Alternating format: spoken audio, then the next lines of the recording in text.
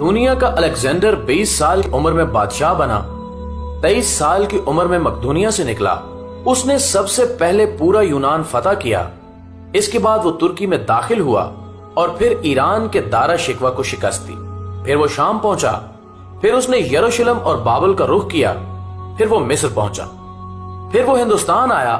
ہندوستان میں اس نے پورس سے جنگ لڑی، اپنے عزیز از جان گھوڑے کی یاد میں حالیہ شہر آباد کیا، مکران سے ہوتا ہوا واپسی کا سفر شروع کیا، راستے میں ٹائیفائڈ میں مبتلا ہوا اور 323 قبل مسیح میں 33 سال کی عمر میں بخت نصر کے محل میں انتقال کر گیا۔ دنیا کو آج تک بتایا گیا کہ وہ انسانی تاریخ کا عظیم جرنیل، فاتح اور بادشاہ تھا، اور تاریخ نے اس کے کارناموں کی وجہ سے اسے الیگزینڈر دی گریٹ کا نام دے دیا، اور ہم نے اسے سکندر یعنی بادشاہوں کا بادشاہ بنا دیا۔ لیکن آج میں 21ویں صدی کے 19ویں سال میں پوری دنیا کے مورخین کے سامنے یہ سوال رکھنا چاہتا ہوں کہ کیا حضرت عمر فاروق رضی اللہ تعالی عنہ کے ہوتے ہوئے الیگزینڈر کو سکندر اعظم کہلانے کا حق حاصل ہے؟ میں دنیا بھر کے مورخین کو سکندر اعظم اور حضرت عمر فاروق رضی اللہ تعالی عنہ کی فتوحات اور کارناموں کے موازنے کی دعوت دیتا ہوں۔ آپ بھی سوچئے، الیگزینڈر بادشاہ کا بیٹا تھا، اسے دنیا کے بہترین لوگوں نے گھڑ سواری سکھائی، اسے ارسطو جیسے استادوں کی صحبت ملی تھی، اور جب وہ 20 سال کا ہو گیا تو اسے تخت اور تاج پیش کر دیا گیا، جبکہ اس کے مقابلے میں حضرت عمر فاروق رضی اللہ تعالی عنہ کی 7 پشتوں میں کوئی بادشاہ نہیں گزرا تھا۔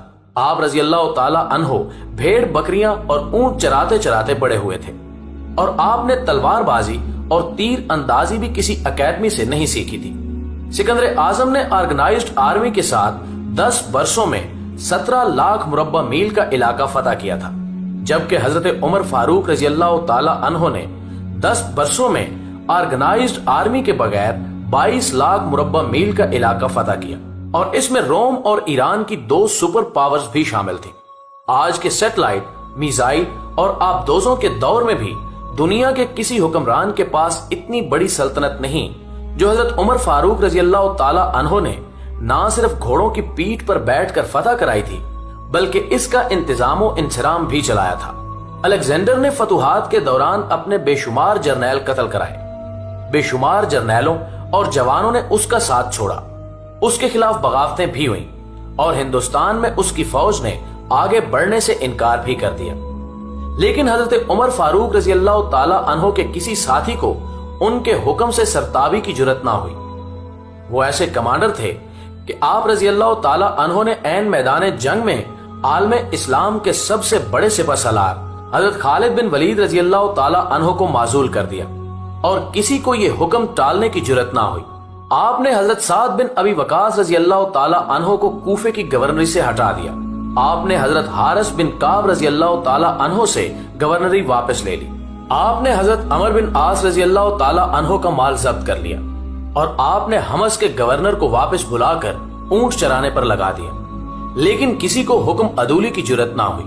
الیگزینڈر نے 17 لاکھ مربع میل کا علاقہ فتح کیا، لیکن دنیا کو کوئی نظام، کوئی سسٹم نہ دے سکا، جبکہ حضرت عمر فاروق رضی اللہ تعالی عنہ نے دنیا کو ایسے سسٹم دیے جو آج تک پوری دنیا میں رائج ہے۔ آپ رضی اللہ تعالی عنہ نے نماز فجر میں الصلاۃ خیر من النوم کا اضافہ کرایا۔ آپ رضی اللہ تعالی عنہ کے عہد میں نماز تراویح کا باقاعدہ سلسلہ شروع ہوا۔ آپ رضی اللہ تعالی عنہ نے شراب نوشی کی سزا مقرر کی، سنہ ہجری کا اجرا کیا، جیل کا تصور دیا، مؤذنوں کی تنخواہیں مقرر کی، مسجدوں میں روشنی کا بندوبست کرایا، پولیس کا محکمہ بنایا، ایک مکمل عدالتی نظام کی بنیاد رکھی، آبپاشی کا نظام قائم کرایا، فوجی چھاونیاں بنوائیں اور فوج کا باقاعدہ محکمہ قائم کیا۔ آپ رضی اللہ تعالی عنہ نے دنیا میں پہلی بار دودھ پیتے بچوں، معذوروں، بیواؤں اور بے آسراؤں کے وظائف مقرر کیے۔ آپ رضی اللہ تعالی عنہ نے دنیا میں پہلی بار حکمرانوں، سرکاری عہدیداروں اور والیوں کے اثاثے ڈکلیئر کرنے کا تصور دیا۔ آپ رضی اللہ تعالی عنہ نے بے انصافی کرنے والے ججوں کو سزا دینے کا سلسلہ بھی شروع کیا۔ آپ رضی اللہ تعالی عنہ نے دنیا میں پہلی بار حکمران کلاس کی اکاؤنٹیبلٹی شروع کی۔ آپ رضی اللہ تعالی عنہ راتوں کو تجارتی قافلوں کی چوکیداری کرتے تھے۔ آپ رضی اللہ تعالیٰ عنہ فرمایا کرتے تھے کہ جو حکمران عدل کرتے ہیں وہ راتوں کو بے خوف سوتے ہیں۔ آپ رضی اللہ تعالیٰ عنہ کا فرمان تھا کہ قوم کا سردار قوم کا سچا خادم ہوتا ہے۔ آپ رضی اللہ تعالیٰ عنہ کی مہر پر لکھا تھا، عمر نصیحت کے لیے موت ہی کافی ہے۔ آپ رضی اللہ تعالیٰ عنہ کے دسترخوان پر کبھی 2 سالن نہیں رکھے گئے۔ آپ رضی اللہ تعالیٰ عنہ زمین پر سر کے نیچے اینٹ رکھ کر سو جاتے تھے۔ آپ رضی اللہ تعالیٰ عنہ سفر کے دوران جہاں نیند آ جاتی، آپ کسی درخت پر چادر تان کر سایہ کرتے تھے اور سو جاتے تھے، اور رات کو ننگی زمین پر دراز ہو جاتے تھے۔ آپ رضی اللہ تعالیٰ عنہ کے کرتے پر 14 پیوند تھے، اور ان پیوندوں میں ایک سرخ چمڑے کا پیوند بھی تھا۔ آپ رضی اللہ تعالیٰ عنہ موٹا کھردرا کپڑا پہنتے تھے۔ آپ کو نرم اور باریک کپڑے سے نفرت تھی۔ آپ رضی اللہ تعالیٰ عنہ کسی کو جب سرکاری عہدے پر فائز کرتے تھے تو اس کے اثاثوں کا تخمینہ لگوا کر اپنے پاس رکھ لیتے تھے، اور اگر سرکاری عہدے کے دوران اس کے اثاثوں میں اضافہ ہو جاتا تو آپ رضی اللہ تعالیٰ عنہ اس کی اکاؤنٹیبلٹی کرتے تھے۔ آپ جب کسی کو گورنر بناتے تو اسے نصیحت فرماتے تھے کہ کبھی ترکی گھوڑے پر نہ بیٹھنا، باریک کپڑے نہ پہننا، چھنا ہوا آٹا نہ کھانا، دربان نہ رکھنا، اور کسی فریادی پر دروازہ بند نہ کرنا۔ آپ رضی اللہ تعالیٰ عنہ فرماتے تھے کہ ظالم کو معاف کر دینا مظلوموں پر ظلم ہے، اور آپ رضی اللہ تعالیٰ عنہ کا یہ فکرہ آج انسانی حقوق کے چارٹر کی حیثیت رکھتا ہے۔ مائیں بچوں کو آزاد پیدا کرتی ہیں، تم نے انہیں کب سے غلام بنا لیا؟ فرمایا، میں اکثر سوچتا ہوں اور حیران ہوتا ہوں کہ عمر بدل کیسے گیا۔ آپ رضی اللہ تعالیٰ عنہ اسلامی دنیا کے پہلے خلیفہ تھے جنہیں امیر المومنین کا خطاب دیا گیا۔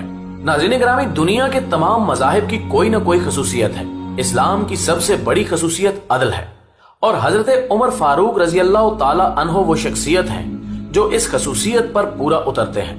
آپ رضی اللہ تعالیٰ عنہ کے عدل کی وجہ سے عدل دنیا میں عدل فاروقی ہو گیا۔ آپ شہادت کے وقت مکروز تھے، چنانچہ آپ رضی اللہ تعالیٰ عنہ کی وصیت کے مطابق آپ کا واحد مکان بیچ کر آپ کا قرض ادا کر دیا گیا، اور آپ رضی اللہ تعالیٰ عنہ دنیا کے واحد حکمران تھے جو فرمایا کرتے تھے کہ میرے دور میں اگر فرات کے کنارے کوئی کتا بھی بھوک سے مر گیا تو اس کی سزا عمر کو بھگتنا ہوگی۔ آپ رضی اللہ تعالیٰ عنہ کے عدل کی یہ حالت تھی۔ آپ رضی اللہ تعالیٰ عنہ کا انتقال ہوا تو آپ کی سلطنت کے دور دراز علاقے کا ایک چرواہا بھاگتا ہوا آیا اور چیخ کر بولا، لوگو، حضرت عمر رضی اللہ تعالیٰ عنہ کا انتقال ہو گیا۔ لوگوں نے حیرت سے پوچھا، تم مدینے سے ہزاروں میل دور جنگل میں ہو، تمہیں اس سانحے کی اطلاع کس نے دی؟ چرواہا بولا کہ جب تک حضرت عمر فاروق رضی اللہ تعالیٰ عنہ زندہ تھے، میری بھیڑیں جنگل میں بے خوف پھرتی تھیں، اور کوئی درندہ ان کی طرف آنکھ اٹھا کر نہیں دیکھتا تھا، لیکن آج پہلی بار ایک بھیڑیا میری بھیڑ کا بچہ اٹھا کر لے گیا۔ میں نے بھیڑیے کی جرت سے جان لیا کہ آج دنیا میں حضرت عمر رضی اللہ تعالیٰ عنہ موجود نہیں ہے۔ ناظرین گرامی، میں دنیا بھر کے مورخین کو دعوت دیتا ہوں کہ وہ الیگزینڈر کو حضرت عمر فاروق رضی اللہ تعالیٰ عنہ کے سامنے رکھ کر دیکھیں۔ انہیں الیگزینڈر حضرت عمر فاروق رضی اللہ تعالیٰ عنہ کے حضور پہاڑ کے سامنے کنکر دکھائی دے گا، کیونکہ الیگزینڈر کی بنائی ہوئی سلطنت اس کی وفات کے 5 سال بعد ختم ہو گئی، جبکہ حضرت عمر فاروق رضی اللہ تعالیٰ عنہ نے اپنے دور میں جس خطے میں اسلام کا جھنڈا بھجوایا، وہاں سے آج بھی اللہ اکبر کی صدائیں آتی ہیں۔ وہاں آج بھی لوگ حضرت عمر فاروق رضی اللہ تعالیٰ عنہ کے اللہ کے سامنے سجدہ کرتے ہیں۔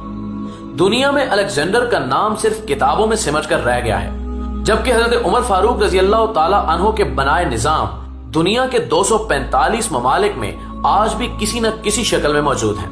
آج بھی جب کسی ڈاکخانے سے کوئی خط نکلتا ہے، پولیس کا کوئی سپاہی وردی پہنتا ہے، کوئی فوجی جوان 6 ماہ بعد چھٹی پر جاتا ہے، یا پھر حکومت کسی بچے، معذور، بیوہ یا بے آسرا شخص کو وظیفہ دیتی ہے، تو وہ معاشرہ، وہ سوسائٹی بے اختیار حضرت عمر فاروق رضی اللہ تعالیٰ عنہ کو گریٹ تسلیم کرتی ہے۔ وہ انہیں تاریخ کا سب سے بڑا سکندر مان لیتی ہے، ماں سوائے ان مسلمانوں کے جو آج احساس کمتری کے شدید احساس میں کلمہ تک پڑھنے سے پہلے دائیں بائیں دیکھتے ہیں۔ لاہور کے مسلمانوں نے ایک بار انگریز سرکار کو دھمکی دی تھی کہ اگر ہم گھروں سے نکل پڑے تو تمہیں چنگیز خان یاد آ جائے گا۔ اس پر جواہر لال نہرو نے مسکرا کر کہا تھا کہ افسوس، آج چنگیز خان کی دھمکی دینے والے مسلمان یہ بھول گئے کہ ان کی تاریخ میں ایک عمر بھی تھا کہ ہم میں ایک حضرت عمر فاروق رضی اللہ تعالی عنہ بھی تھے جن کے بارے میں رسول اللہ صلی اللہ علیہ وآلہ وسلم نے فرمایا تھا کہ میرے بعد اگر کوئی نبی ہوتا تو وہ حضرت عمر بن خطاب ہوتے۔ ناظرین گرامی، ویڈیو کے آخر میں اردو ڈسکوری کے پلیٹ فارم سے تمام دنیا کے مورخین